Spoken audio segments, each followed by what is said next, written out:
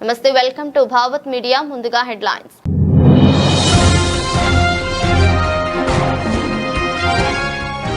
Israel ప్రధాని నేతన్యాహుకు prostate cancer. ఇటీవల చికిత్స తీసుకుని పూర్తిగా కోలుకున్నట్లు వెల్లడి.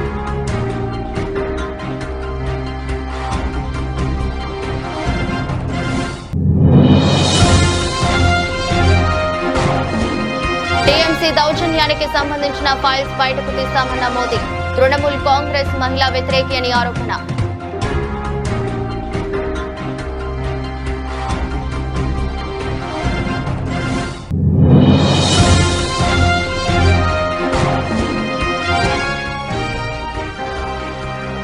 ఆమ్ ఆద్మీ పార్టీకి గట్టి ఎదురుదెబ్బ. బీజేపీలో చేరనున్నట్లు ప్రకటించిన ఆప్ ఎంపీ రాఘవ్ చద్దా.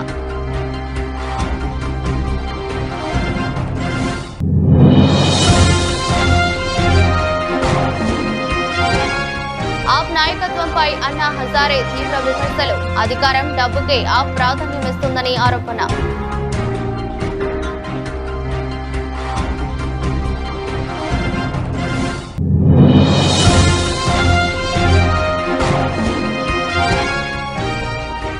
ఆదాయ వనరుల సమీకరణపై కేబినెట్ సబ్ కమిటీ సమావేశం.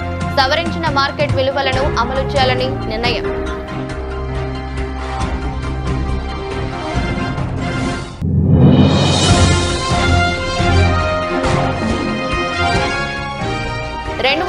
ఎకరాల్లో కోకో సిటీ ఎక్స్పీరియన్స్ సెంటర్. వ్యవసాయం అనుబంధ రంగాల సమీక్షలో సీఎం చంద్రబాబు.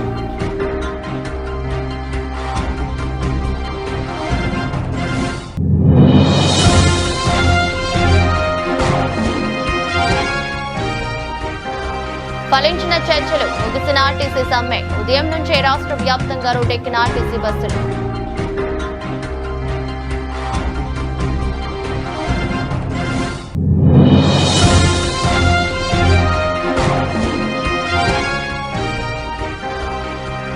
జులైలో మళ్లీ రాజకీయాల్లోకి వస్తున్న ఈడీ సోదాల అనంతరం విజయసాయి సంచలన ప్రకటన.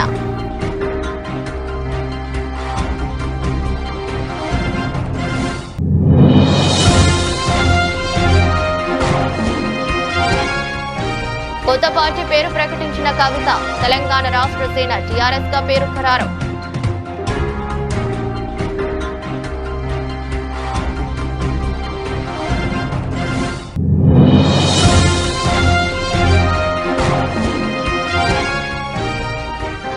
రైతాంగ సమస్యలపై పోరాటానికి సిద్ధం కావాలి. వైఎస్ఆర్సీపీ స్టేట్ కోఆర్డినేటర్ సజ్జల రామకృష్ణారెడ్డి పిలుపు.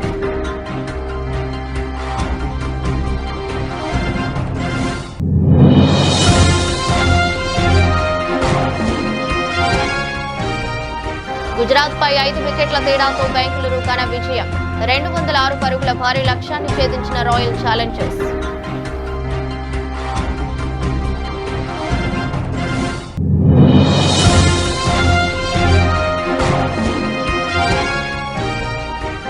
కొనసాగుతున్న అంతర్జాతీయ అనిశ్చితుల. అంచనాలకు అందని స్థాయిలో మారుతున్న బంగారం ధరలు.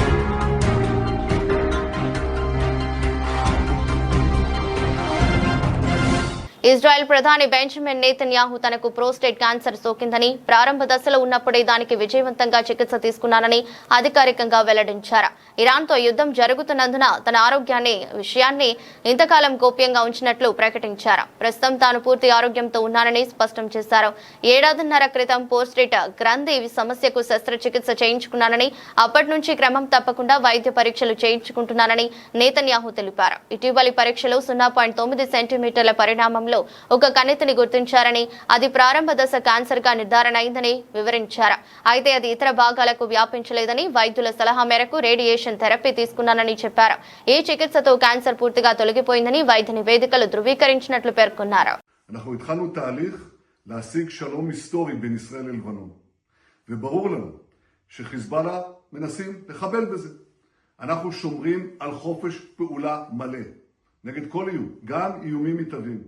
תקפנו אתמול, תקפנו היום, אנחנו נחושים. మే 4వ తేదీన ఎన్నికల ఫలితాలు వచ్చిన తర్వాత తృణమూల్ కాంగ్రెస్ పార్టీ గూండాలకు దాక్కోవడంకి బెంగాల్లో ఎక్కడ చోటు దొరకదని ప్రధాని నరేంద్ర మోదీ అన్నారు. రెండో దశ ఎన్నికల ప్రచారంలో భాగంగా ఆయన మాట్లాడుతూ పశ్చిమ బెంగాల్ తొలి దశ పోలింగ్ లో పెద్ద ఎత్తున ఓటర్లు పాల్గొన్నారని, ఇది ప్రజాస్వామ్య విజయంగా ఆయన అభివర్ణించారు. ఈ ఓటింగ్ శాతాన్ని చూసి టీఎంసీకి భయం పట్టుకుందని అన్నారు. ఎన్నికల ఫలితాల తర్వాత రాష్ట్ర ప్రజలకు జరిగిన ప్రతి అన్యాయానికి, దౌర్జన్యానికి సంబంధించిన ఫైల్స్ ను బయటకు తీస్తామని హెచ్చరించారు. ఈ రాష్ట్రం విప్లవాల గడ్డాన్ని గుర్తుంచుకోవాలన్నారు. ఎన్నికల ఫలితాల తర్వాత టీఎంసీ గుండాలను ఎవరూ కాపాడలేరని అన్నారు. మమతా బెనర్జీ సాగిస్తున్న ఆటవిక పాలనకు చరమగీతం పాడే సమయం ఆసన్నమైందని అన్నారు. जिसकी बुनियाद में बंगाल के विचार है, बंगाल का प्रवाह है, हमें गर्व है डॉक्टर श्यामा प्रसाद मुखर्जी पर, जिनकी प्रेरणा से जनसंघ का जन्म हुआ, फिर समय के साथ भाजपा की स्थापना हुई। डॉक्टर श्यामा प्रसाद मुखर्जी का संकल्प था देश का संविधान पूरे देश में लगना चाहिए, और उन्होंने नारा लेकर के लड़ाई लड़ी थी। वो कहते थे देश में दो विधान, दो निशान, दो प्रधान नहीं चलेंगे। उनके आशीर्वाद से हमने जम्मू कश्मीर से धारा 370 को हटाया, जम्मू कश्मीर में देश का संविधान लागू किया। साथियों, डॉक्टर मुखर्जी देश के पहले उद्योग मंत्री भी थे। अगर उनके विजन को आगे बढ़ाया होता तो देश आज और ऊंचाइयों पर होता। साथियों, डॉक्टर मुखर्जी का विजन, उनकी नीतियां आज भी बंगाल के औद्योगिक विकास को नई ऊर्जा दे सकती है।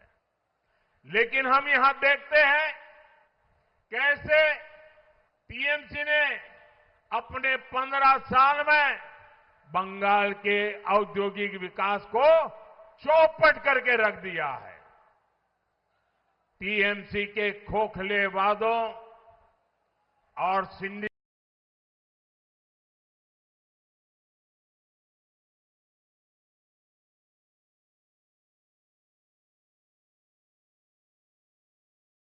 ఆమ్ ఆద్మీ పార్టీకి భారీ రాజకీయ ఎదురుదెబ్బ తగిలింది. పార్టీ వ్యవస్థాపక సభ్యుల్లో ఒకరు, కీలక నేత రాజ్యసభ సభ్యుడు రాఘవ్ చెద్దా బీజేపీలో చేరనున్నట్లు సంచలన ప్రకటన చేశారు. తనతో పాటు 2/3 మంది ఆప్ రాజ్యసభ సభ్యులు కూడా బీజేపీలో విలీనం కానున్నారని చెప్పడం సంచలనం సృష్టించింది. ఈ రోజు ఢిల్లీలో సీనియర్ ఎంపీలు అశోక్ మిఠల్, సందీప్ పాఠక్లతో కలిసి నిర్వహించిన విలేకరుల సమావేశంలో రాఘవ్ చెద్దా ఈ ప్రకటన చేశారు. ఈ సందర్భంగా ఆయన మాట్లాడుతూ 15 ఏళ్లుగా ఆప్ కు అంకిత భావంతో పనిచేశాను, కానీ ఒకప్పుడు అవినీతి నిర్మూలన నినాదంతో అధికారంలోకి వచ్చిన పార్టీ ఇప్పుడు నిజాయితీకి, రాజకీయాలకు దూరమైంది. నేను సరైన వ్యక్తినే, కానీ తప్పుడు పార్టీలో ఉన్నాను, అందుకే పార్టీకి దూరమై ప్రజలకు దగ్గరవుతున్నానని వ్యాఖ్యానించారు. ఆప్కు రాజ్యసభలో మొత్తం 10 మంది సభ్యులు ఉండగా వారిలో 2/3 మంది తనతో పాటు బీజేపీ వైపు వస్తున్నారని చెద్దా పేర్కొన్నారు. వీరిలో ప్రముఖ క్రీడాకారుడు హర్భజన్ సింగ్, స్వాతి మాలివాల్ వంటి వారు కూడా ఉన్నట్లు తెలుస్తోంది. राज्यसभा में आम आदमी पार्टी के 10 सांसद हैं और 2/3 से ज्यादा सांसद इस मुहिम में हमारे साथ हैं। उन्होंने हस्ताक्षर भी कर दिए हैं और आज सुबह हमने चेयरमैन राज्यसभा को तमाम डॉक्यूमेंटेशन, जो कागजी कार्रवाई होती है, सिग्नेचर वाली लेटर होती है, वो सबमिट कर दी है। और जैसा कि मैंने कहा 2/3 से ज्यादा सांसद मैं आपको इसकी पूरी सूची अभी उपलब्ध करा देंगे। इसमें से 3 लोग तो आपके सामने बैठे हैं। इसके अतिरिक्त world class cricketer Harbhajan Singh हैं, राजेंद्र गुप्ता जी हैं, विक्रम साहनी जी हैं, स्वाति मालीवाल जी हैं और हम 3। ఆమ్ ఆద్మీ పార్టీలో పెను రాజకీయ దుమారం రేగింది. ఇటీవల డిప్యూటీ లీడర్ పదవి నుంచి తొలగించబడిన రాఘవ్ చెద్దాతో సహా ఏకంగా 7 రాజ్యసభ ఎంపీలు పార్టీని వీడుతున్నట్లు ప్రకటించారు. ఈ పరిణామంపై ప్రముఖ సామాజిక కార్యకర్త అన్నా హజారే స్పందిస్తూ ఆప్ నాయకత్వంపై తీవ్రస్థాయిలో విమర్శలు గుప్పించారు. అధికారం డబ్బుకే ఆప్ ప్రాధాన్యం ఇవ్వటమే ఈ పరిస్థితికి కారణమని ఆరోపించారు. విలేకరులతో మాట్లాడిన అన్నా హజారే పార్టీని వీడిన ఎంపీలు అంతర్గతంగా కొన్ని సమస్యలు ఎదుర్కొని ఉండవచ్చని అభిప్రాయపడ్డారు. ఏ నాయకుడైనా పార్టీని వీడితే అది పార్టీ నాయకత్వం చేసిన తప్పే. ఆప్ సరిగ్గా పనిచేసి ఉంటే దాని నాయకులు పార్టీని వీడి ఉండేవారు కాదు. స్వార్థం పెరిగినప్పుడు మనుషులు తమ సిద్ధాంతాలను మరిచిపోతారని హజారే వ్యాఖ్యానించారు. लोकतंत्र में कहाँ जाना कहाँ रहना, लोकतंत्र में हर एक व्यक्ति का अपना अपना राय है। इसके लिए किसी को सख्ती करना ठीक नहीं है,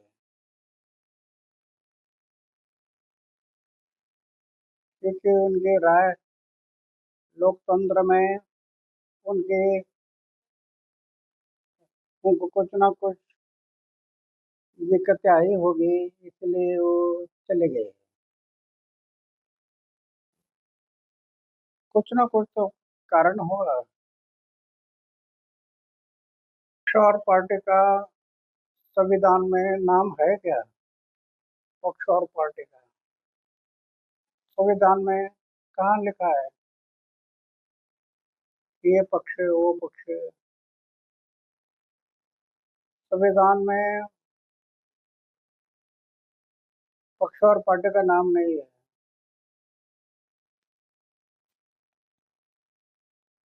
फिर उनको सख्ती करना कहाँ तक बराबर है? प्रश्न है। लोकतंत्र है ना,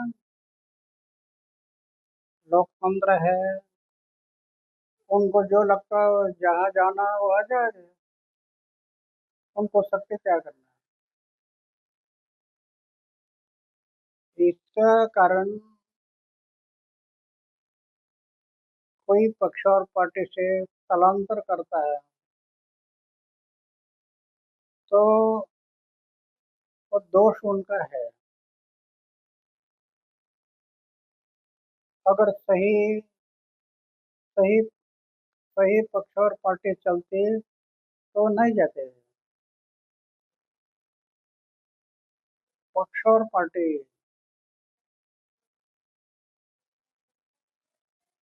एक तो संविधान में पक्ष और पार्टी का नाम नहीं है।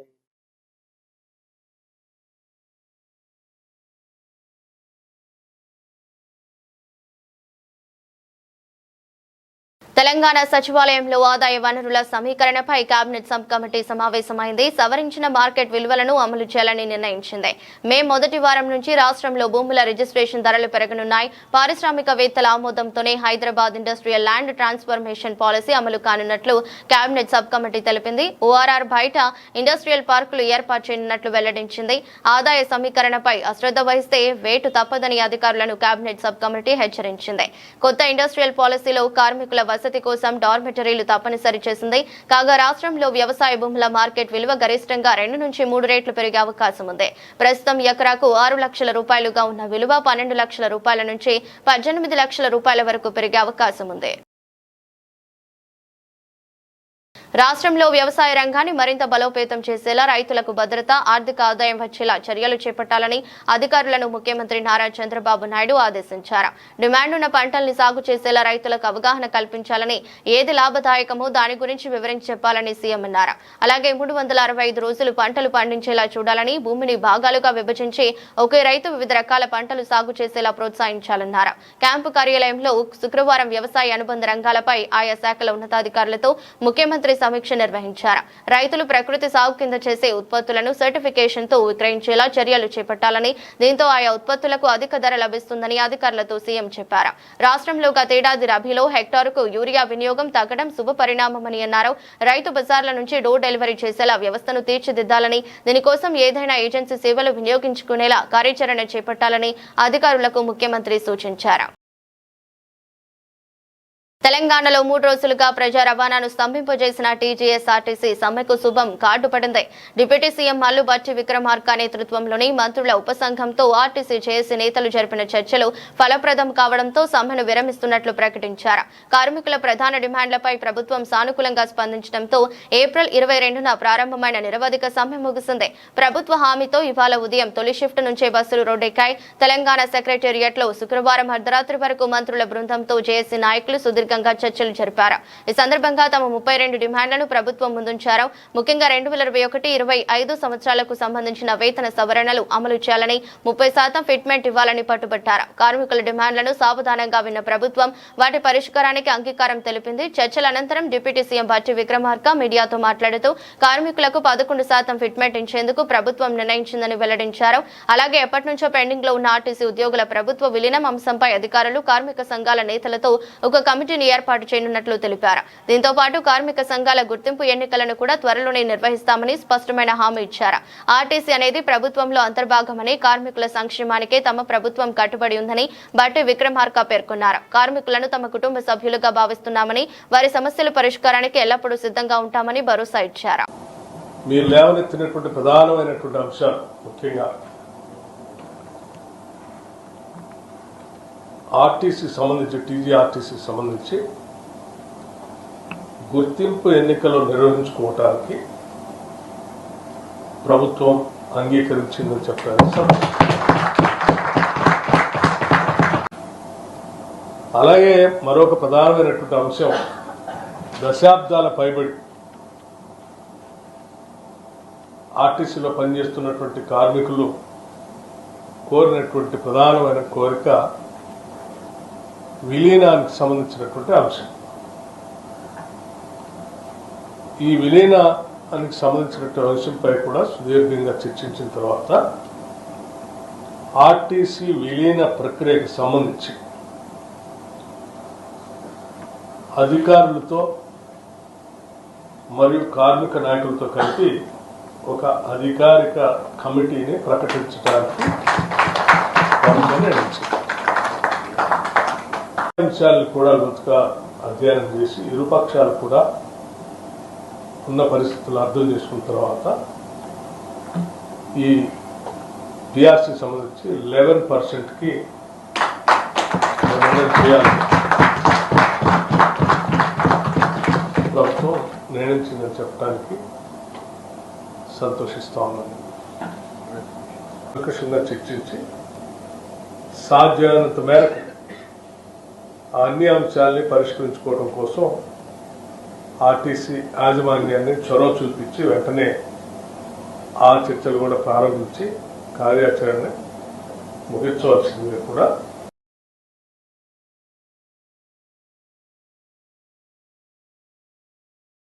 మాజీ ఎంపీ విజయసాయిరెడ్డి ఏపీ రాజకీయాలపై సంచలన వ్యాఖ్యలు చేశారు. వచ్చే జులై నెల నుంచి తాను మళ్లీ క్రియాశీల రాజకీయాల్లోకి వస్తున్నట్లు ఆయన ప్రకటించారు.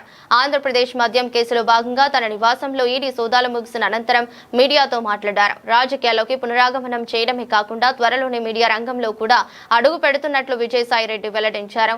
ప్రస్తుత పరిస్థితుల్లో రాష్ట్రంలో మరో కొత్త రాజకీయ పార్టీ ఆవిర్భవించాల్సిన అవసరం ఉందని అన్నారు. అంతకుముందు తన నివాసంలో జరిగిన ఈడీ సోదాలపై ఆయన స్పందించారు. అధికారుల సోదాలు ఎలాంటి ఆధారాలు లభించలేదని, తన వద్ద ఏమీ దొరకలేదని విజయసాయిరెడ్డి స్పష్టం చేశారు. అయితే ఈడీ తనను విచారణకు పిలిచే అవకాశం ఉందని తెలిపారు. జగన్ గారి విషయం జగన్ గారిని అడగండి, చంద్రబాబు గారి విషయం చంద్రబాబు గారిని అడగండి. కానీ చంద్రబాబు గారి అవినీతిని అయితే నేను ఎండగడతాననేటటువంటి విషయం చెప్తా ఉన్నా. వైఎస్ఆర్సీపీని గురించి మాట్లాడలేదని అనుకోవచ్చు మీరు. వైఎస్ఆర్సీపీకి ప్రజలు బుద్ధి చెప్పారు, ఒక గుణపాఠం నేర్పించారు. ఆ గుణపాఠం నేర్చుకొని వైఎస్ఆర్సీపీ తన తప్పుల్ని సరిదిద్దుకొని మళ్ళీ తిరిగి అధికారంలోకి రావాలి. అందుకే టీడీపీ వైఎస్ఆర్సీపీ రెండు దొందే, ఏ మాత్రం తేడా లేదు. థర్డ్ ఫోర్స్కు మాత్రమే ఈ యొక్క రాష్ట్రంలో ఒక వ్యాక్యూమ్ అన్నటువంటిది ఉంది అన్నటువంటిది ప్రజలు స్వాగతిస్తారు అన్నటువంటిది నా ఉద్దేశం.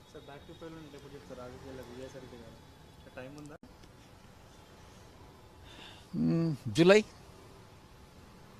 2026 సంవత్సరం కూడా అడగండి. ఇమ్మీడియట్గా ఛానల్ అయితే డిజిటల్ లాంచ్ అవుతుంది. నేను చెప్పిన మాట తప్పాలనుకునేటటువంటి వాడిని కాదు.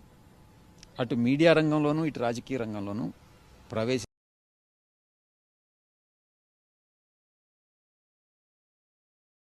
మునీరాబాద్ వేదికగా కల్వకుంట్ల కవిత తన కొత్త పార్టీ పేరును వెల్లడించారు. పార్టీ పేరు తెలంగాణ రాష్ట్ర సేనగా కవిత ప్రకటించారు. దీంతో తెలంగాణ గడ్డపై మరో కొత్త రాజకీయ పార్టీ అవతరించినట్లు అయింది. పసుపు, ఆకుపచ్చ, బ్లూ కలర్లతో పార్టీ జెండాను కవిత ఆవిష్కరించారు. జెండాపై బ్లూ రంగుతో తెలంగాణ చిత్రపటం ఉంది. దానిపై తెలుపు రంగులో టీఆర్ఎస్ పేరుతో ఇంగ్లీష్ అక్షరాలు ఉన్నాయి. ఈ సందర్భంగా ప్రసంగించిన కవిత తెలంగాణలో కొత్త విప్లవం మొదలైందని అన్నారు. కష్టపడి సాధించుకున్న తెలంగాణలో నూతన రాజకీయ శక్తిగా రాబోతున్నట్లు తెలిపారు. తన జీవితంలో ఇది మర్చిపోలేని రోజని చెప్పుకొచ్చారు. రాష్ట్ర భవిష్యత్తు కోసం అందరి భాగస్వామ్యం అవసరమని కోరారు. తెలంగాణ కోసం ఎన్నో కష్టాలు పడి పిడికిలు బిగించి కొట్లాడినట్లు గుర్తు చేశారు. తెలంగాణ ఉద్యమంలో జాగృతి కీలక పాత్ర పోషించిందన్నారు కవిత. మన పార్టీ పేరు చెప్పాలా? రెడీయా? టిఆర్ఎస్. జై తెలంగాణ! జై తెలంగాణ! జై తెలంగాణ! జై తెలంగాణ! తెలంగాణ రాష్ట్ర సేన! జై తెలంగాణ రాష్ట్ర సేన! కవితమ్మ గారి నాయకత్వం! కవితమ్మ గారి నాయకత్వం!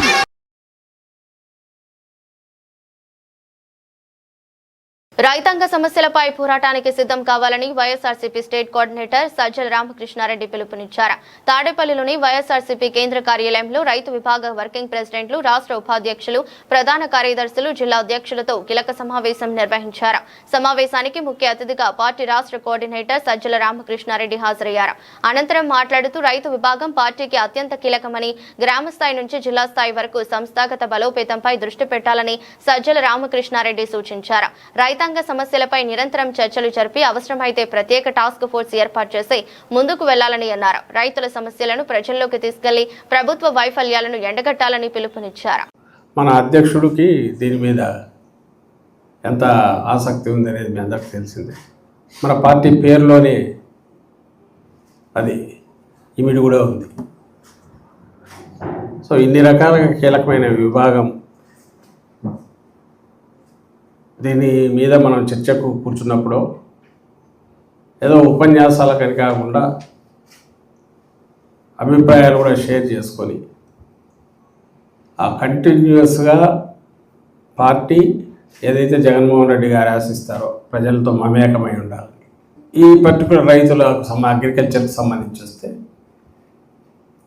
మన అధ్యక్షుడు ఆశించిన విధంగా వాళ్ళతో మమేకమై ఉండడంతో పాటు ఒక ఇటు పార్టీకి గైడింగ్, అటు రైతులకు గైడింగ్ ఫోర్స్గా ఉండగలిగేట్టు తీర్చిదిద్దుకోవాల్సి. అయితే ఈసారి మనం సంస్థాగతంగా పకడ్బందీగా పార్టీని ఏదైతే తయారు చేస్తున్నామో ప్రతి విభాగం కూడా తన సొంతంగా తన కార్యక్రమాలు తను నిర్దేశించుకోవడం, వాటికి రూపకల్పన చేసుకోవడం. ఎందుకంటే పైన రాష్ట్ర స్థాయిలో జిల్లా స్థాయిలో మనం ఏదనుకున్నా అమలు జరగాల్సింది కానీ ప్రచార రూపంలో కానీ లేదా సమస్యను అడ్రస్ చేయాలన్నా, సమస్యను తెలుసుకోవాలన్నా ఈ కింద గ్రాస్ రూట్స్ మీదే ఎక్కువ దృష్టి పెట్టాలంటే పెద్ద లింక్ వచ్చి మండల స్థాయి. ఇక్కడ మనం చేసే ఏదైనా నిర్ణయాలు మీరు తీసుకున్నా అవి కిందికి తీసుకెళ్ళడము, యాక్టివిటీ టేకప్ చేయడం కూడా సులభం అవుతుంది. ఒకటి సంస్థాగతంగా దాని మీద ఎక్కువ దృష్టి పెట్టాల్సిన అవసరం ఉంది. 2 years పూర్తవుతుంది. అత్యంత ఒక దుర్మార్గమైంది, అసలు ప్రభుత్వం అనడానికి వీలు లేని ఒక ఆర్గనైజ్డ్ అరాచకపు మాఫియా. దాని పరిపాలన అనేది లేదు. పరిపాలన అంటే మనం దాన్ని ఏమంటాం, ఆర్గనైజ్డ్గా ఉండేది. ఆర్గనైజ్డ్గా మాఫియా ఉంది, ఆర్గనైజ్డ్గా అరాచకం ఉంది, ఆర్గనైజ్డ్గా రాక్షసత్వం ఉంది. మొత్తం చట్టం మొత్తం ఏదైతే పర్పస్ కోసం పెట్టారో దానికి భిన్నంగా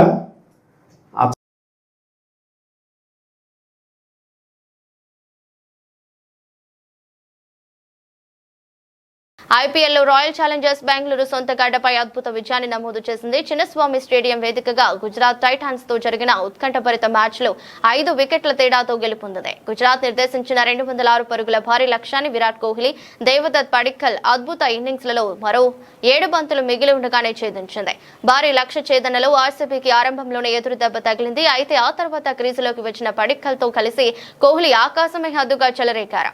ఈ జోడీ రెండో వికెట్ కు కేవలం 59 పంతుల్లోనే 115 పరుగుల భాగస్వామ్యం నెలకొల్పి మ్యాచ్ స్వరూపాన్ని మార్చేసింది. వీరిద్దరూ స్వల్ప వ్యవధిలో అవుట్ అవ్వడంతో మ్యాచ్ కాస్త ఉత్కంఠంగా మారింది. ఈ దశలో కృణాల్ పాండ్యా, టీమ్ డేవిడ్ సంయమనంతో ఆడి జట్టును విజయ తీరాలకు చేర్చారు. అంతకుముందు బ్యాటింగ్ చేసిన గుజరాత్ టైటాన్స్ ఓపెనర్ సాయి సుదర్శన్ అద్భుత సెంచరీతో 20 ఓవర్లలో 3 వికెట్లకు 205 పరుగులు చేసింది. కెప్టెన్ శుభ్మన్ గిల్ కూడా రాణించాడు. అయినప్పటికీ కోహ్లీ, పడిక్కల్ మెరుపుల ముందు సుదర్శన్ శతకం వృధా అయింది. అంతర్జాతీయ అనిశ్చితుల నేపథ్యంలో బంగారం ధరలు కూడా అంచనాలను అందని స్థాయిలో మారుతున్నాయి. గుడ్ రిటర్న్స్ వెబ్సైట్ ప్రకారం నేడు ఉదయం 6:30 సమయంలో హైదరాబాద్ బులియన్ మార్కెట్లో 24 క్యారెట్ల 10 గ్రాముల బంగారం స్పాట్ ధర 1,54,050గా ఉంది. 22 క్యారెట్ల 10 గ్రాముల బంగారం ధర 1,41,210కు చేరింది. ప్రస్తుతం నగరంలో కిలో వెండి ధర 2,64,900గా ఉంది. విజయవాడలో 24 క్యారెట్ల పసిడి ధర 1,54,030 వద్ద, 22 క్యారెట్ల బంగారం ధర 1,41,190 వద్ద కొనసాగుతుంది. వెండి ధర కిలో 2,64,000గా ఉంది. ఢిల్లీలో ప్రస్తుతం 24 క్యారెట్ల 10 గ్రాముల పసిడి ధర 1,54,200గా ఉంది. 22 క్యారెట్ల బంగారం ధర 1,41,360 వద్ద కదలాడుతుంది. ముంబైలో 24 క్యారెట్ల 10 గ్రాముల బంగారం ధర 1,54,050గా, 22 క్యారెట్ల బంగారం ధర 1,41,210గా ఉంది. వెండి ధర విషయానికి వస్తే ఢిల్లీలో కిలో వెండి 2,59,900గా ఉంది. ముంబైలో 2,59,800 కొనసాగుతుంది. అంతర్జాతీయ మార్కెట్లో 24 క్యారెట్ల ఔన్స్ బంగారం ధర $4,709గా, ఔన్స్ వెండి $75గా ఉంది. వార్తలు ముగించే ముందు మరోసారి హెడ్లైన్స్.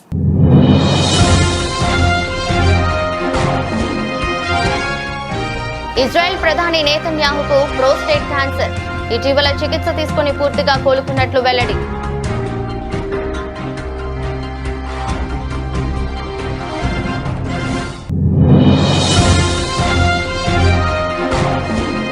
టీఎంసీ దౌర్జన్యానికి సంబంధించిన ఫైల్స్ బయటకు తీస్తామన్న మోదీ. తృణమూల్ కాంగ్రెస్ మహిళా వ్యతిరేకి అని ఆరోపణ.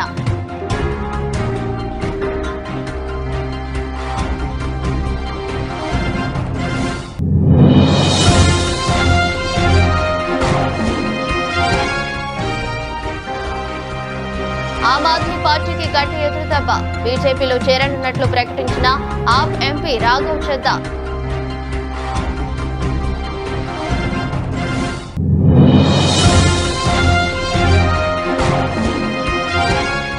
ఆప్ నాయకత్వంపై అన్నా హజారే తీవ్ర విమర్శలు. అధికారం, డబ్బుకే ఆప్ ప్రాధాన్యమిస్తుందని ఆరోపణ.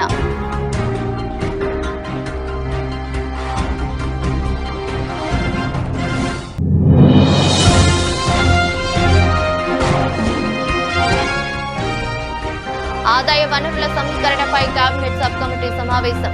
సవరించిన మార్కెట్ విలువలను అమలు చేయాలని నిర్ణయం.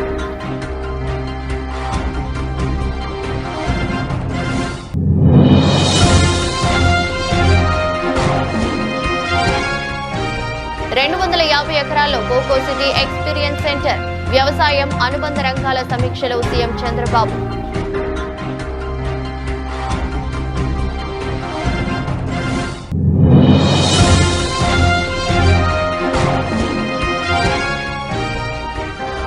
ఫలించిన చర్చలు, ముగిసిన ఆర్టీసీ సమ్మె. ఉదయం నుంచే రాష్ట్ర వ్యాప్తంగా రోడ్డెక్కిన ఆర్టీసీ బస్సులు.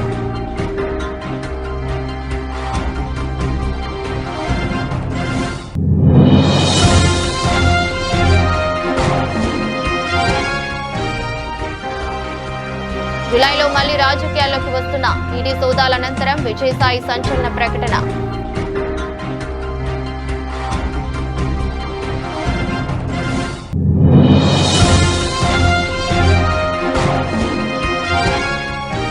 కొత్త పార్టీ పేరు ప్రకటించిన కవిత.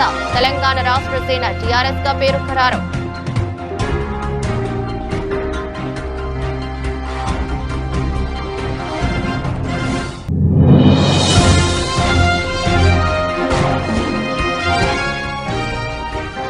రైతాంగ సమస్యలపై పోరాటానికి సిద్ధం కావాలి. వైఎస్ఆర్సీపీ స్టేట్ కోఆర్డినేటర్ సజ్జల రామకృష్ణారెడ్డి పిలుపు.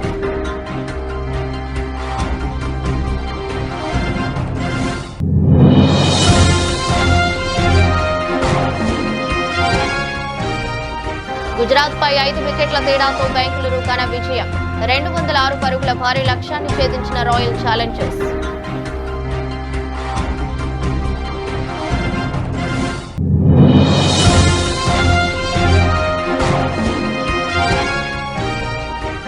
కొనసాగుతున్న అంతర్జాతీయ అనిశ్చితుల అంచనాలకు అందని స్థాయిలో మారుతున్న బంగారం ధరలు.